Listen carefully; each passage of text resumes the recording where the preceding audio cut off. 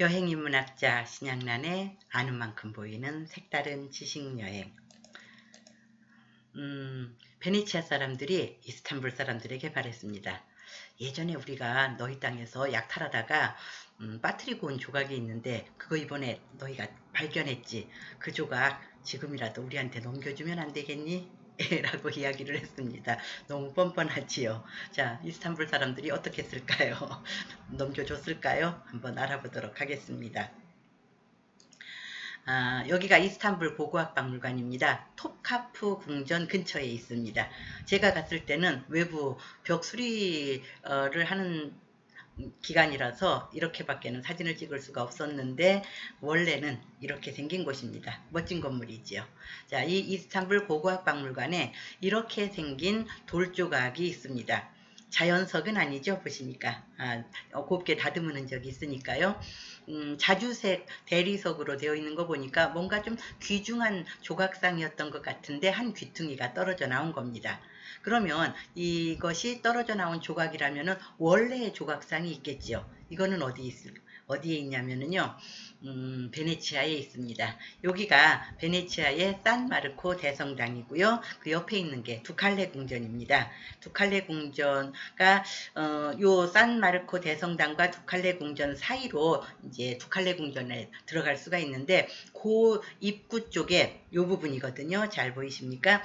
요 부분에 요렇게 생긴 조각상이 설치되어 있어요. 이렇게 봐서는 뭔지 잘 모르시겠다면은 조금만 더 확대해서 보여드리도록 하겠습니다. 요겁니다. 두 명씩이 지금 조각되어 있고 두 사람 서로 어깨동무하고 사이좋게 있네요. 4명의 로마 제국의 황제를 표현한 겁니다. 그런데 이 조각상을 잘 보면은 요 부분은 색깔이 좀 다르지요. 그러니까 원래는 같은 자주색 대리석으로 조각을 했을 텐데 조각이 떨어져 나간 겁니다. 그래서 이제 그 부분을 흰색 대리석 조각으로 보수공사를 해서 이렇게 만들어 놓은 거죠. 확연히 다르지요. 이 부분이 이스탄불 고고학박물관에 있는 겁니다. 1980년에 발견되어서 현재는 이스탄불 고고학박물관에 있는데 베네치아 사람들이 그때 이야기를 한 겁니다. 그거 원래 여기에 있어야 되는 건데 우리가 그때 약탈해 오면서 빠뜨리고 온 거거든. 그러니까 지금이라도 발견한 거 우리한테 넘겨주면 안 되겠니? 라고 말한 겁니다. 이스탄불 사람들 입장에서는 그게 뭔 소리야. 너희가 우리 거를 빼앗아 갔잖아. 약탈해 갔잖아. 이제라도 돌려주면 안 되겠니? 라고 하는데 서로가 양보하지 않아서 조각은 이스탄불 고고학박물관에 그리고 이 조각상은 베네치아에 이렇게 있는 겁니다. 이 조각상을요 사두정의 황제들이라고 표현합니다. 사두정이라고 하는 거는 무슨 말이냐면요. 사는 넉사자, 넷을 뜻하고요. 두는 우두머리, 로마 제국의 우두머리가 누구겠습니까? 황제죠. 그리고 정은 정치체제를 얘기하니까 4명의 황제가 함께 다스리던 정치체제, 그 시기에 황제들을 표현한 겁니다. 원래는 콘스탄티노플, 즉 현재의 이스탄불에 있었는데 1204년 4차 십자군 전쟁 당시 베네치아 군대가 약탈해 와서 지금의 자리에다가 설치를 해놓은 거죠. 그리고 이제 나머지 그 조각은 1980년에 뒤늦게 발견해서 이스탄불 고고학박물관에 있는 겁니다. 자, 원래 있던 자리를 벗어나서 현재는 베네치아에 있지만은 어쨌든 그 로마 제국 사두정 시대의 4 황제가 설치된 거를 본 김에 그들이 누구였던지를 이번에는 좀 한번 알아보도록 하겠습니다. 사두정이라고 하는 거는요 4명의 황제라고 했죠. 그러니까 로마 제국을 동과 서로 나눈 다음에 동로마의 황제와 부제를 두고 서로마의 황제와 부제를 뒀어요. 그러니까 4명이 되는 겁니다. 그래서 사두정이라고 합니다. 자, 사두정 체제 당시의 그 지도를 한번 보도록 하겠습니다. 여러분이 지금 보고 계시는 지도에서 색깔로 표시된 부분이 로마 제국의 영토입니다. 굉장히 방대한 지역을 로마 제국이 갖고 있었다 하는 것을 알 수 있는데 그 당시 지금으로부터 한 1700년 전 그 당시에 그 교통이라든지 통신이라든지 하는 상황을 고려할 때 황제 혼자서 통치하기는 역부족이었을 겁니다. 그래서 디오클레티아누스 황제가 그거를 넷으로 나누어서 네 명이 공동 통치하는 체제를 생각을 해낸 거예요. 그거를 사두정이라고 하는 겁니다. 동로마 제국의 정제였던 디오클레티아누스가 다스린 영토는 녹색으로 표시되어 있습니다. 대개 이제 소아시아 지역, 아프리카 동북부 지역 이렇게 얘기할 수 있겠네요. 그리고 동로마 제국의 부제였던 갈레리우스는 그리스 반도, 발칸 반도 쪽입니다. 그리고 서로마 제국의 정제였던 막시미아누스는 노란색으로 표시된 데거든요. 이탈리아 반도, 그 다음에 이베리아 반도, 그리고 아프리카 북부 지역을 통치했습니다. 그리고 서로마 제국의 부제였던 콘스탄티우스는 현재의 프랑스 그리고 잉글랜드 지역을 다스렸습니다. 이게 이제 사두정 체제의 로마 제국 지도가 되겠습니다. 그러면 그 사두정의 황제들 한번 어떤 사람들이었는지 알아보도록 하겠습니다. 디오클레티아누스는요, 그 사두정이라고 하는 독특한 정치 체제를 시도한 사람입니다. 그러니까 그 당시로서는 사실 이 사람이 가장 큰 권력을 가지고 있었던 황제라고 볼 수 있죠. 디오클레티아누스는 군인 황제 시대라고 일컬어지는 3세기의 어떤 혼란을 종식시킨 사람입니다. 군인 황제 시대라고 하는 말은요, 한 50년 정도, 기간으로 보면 한 50년 정도 되는 그 짧은 기간에 한 25명, 6명 정도의 황제가 계속 교체된 시대입니다. 한 황제당 평균 재위 기간이 2년 정도밖에 안 되고요. 그 한 25, 6명 정도 되는 황제 중에서 자연사한 황제가 2명밖에 없을 정도로. 그럼 자연사하지 못했다는 얘기는 암살당했다는 얘기죠. 그렇게 어지럽던 혼란스럽던 시대를 디오클레티아누스가 종식시켰다는 얘기는 강력한 권력을 장악했다는 뜻이죠.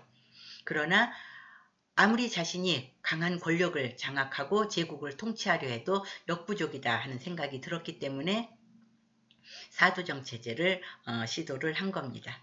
디오클레티아누스는요, 기독교에서 자주 등장하는 이름입니다. 좋은 훌륭한 일을 해서 등장하는 것이 아니라 기독교에 대한 최후이자 최악의 박해를 한 사람이거든요. 그 디오클레티아누스 당시를 기독교에서는 대박해 시대라고 합니다. 정말 이루 말할 수 없이 끔찍한 방법으로 많은 기독교 신자들을 죽인 황제입니다. 디오클레티아누스 황제 시대에 기독교의 성인 성녀들이 무더기로 쏟아져 나왔습니다. 좋은 일은 아니지요. 그리고 디오클레티아누스의 유적으로서 가장 유명한 것은 디오클레티아누스의 궁전이거든요. 크로아티아의 스플릿이라고 하는 곳에 현재도 그의 궁전이 남아 있습니다. 이게 이제 상상으로 그린 그림이고요. 이런 모양의 궁전이었을 거다라고 하는데 사실은 거의 그 규모라든지 기본적인 형태는 지금도 남아 있습니다. 요게 이제 스플릿 사진이거든요. 요 부분, 정사각형에 해당하는 요 부분이 디오클레티아누스 황제의 궁전 자리거든요. 근데 이제 저는 이 디오클레티아누스의 궁전을 가서 보면서 좀 특이하게 생각한 게 뭐냐면은요. 어디까지가 역사 유적이고 어디부터가 현재 주민들의 삶의 터전인지 그 경계가 모호하다는 겁니다. 그러니까 1700년 전에 역사 유적지 위에다가 현재 살고 있는 사람들이 집을 지어서 그냥 살고 있어요. 옛 성벽이 지금 사는 사람들의 집의 벽이 되고 옛 사람들이 쓰던 그 도로가 지금도 주민들이 사용하는 도로가 되고 하는 겁니다. 저는 그게 참 특이하게 여겨졌습니다. 이 사진도 마찬가지입니다. 그 디오클레티아누스 궁전의 그 핵심에 해당하는 부분인데요. 오른쪽에는 옛 로마 제국 시절의 그 흔적, 유적이 그대로 남아 있고요. 그 다음에 왼쪽에는 현재 주민들이 살고 있는 집이 있고요. 그런데 바닥은 로마 제국 시절의 대리석 바닥이고요. 하는 식으로 그 경계가 좀 모호한 것이 특이하게 느껴졌습니다. 다음에 동로마 제국의 부제였던 갈레리우스는요. 미천한 가문 출신이었지만은 군사적 역량이 탁월해서 나중에 부제로 발탁되었고 그 디오클레티아누스가 세상을 떠난 다음에는 갈레리우스가 정제로 올라갑니다. 갈레리우스의 가장 큰 업적이라면은 페르시아의 사산조 페르시아의 큰 승리를 거둔 건데 그 티그리스 강유역까지 진출을 했고 그것이 로마 제국이 가장 동쪽까지 진출한 기록이라고 합니다. 그러니까 영토를 많이 넓혔다는 얘기죠. 그리고 아까 디오클레티아누스가 기독교에 대한 최후의 박해를 가한 황제다라고 했는데 그렇게 하도록 건의를 한 것이 갈레리우스라고 합니다. 그러나 정작 본인은 사망하기 전에 무슨 마음이 들었든지 혹은 죽어서 지옥에 갈까 두려웠던지 모르겠지만 본인은 박해를 완화시켰다는 그런 이야기가 있습니다. 갈레리우스에 관련된 유적은 그리스 테살로니키라고 하는 도시에 남아 있습니다. 이것은 그 갈레리우스의 궁전터고요.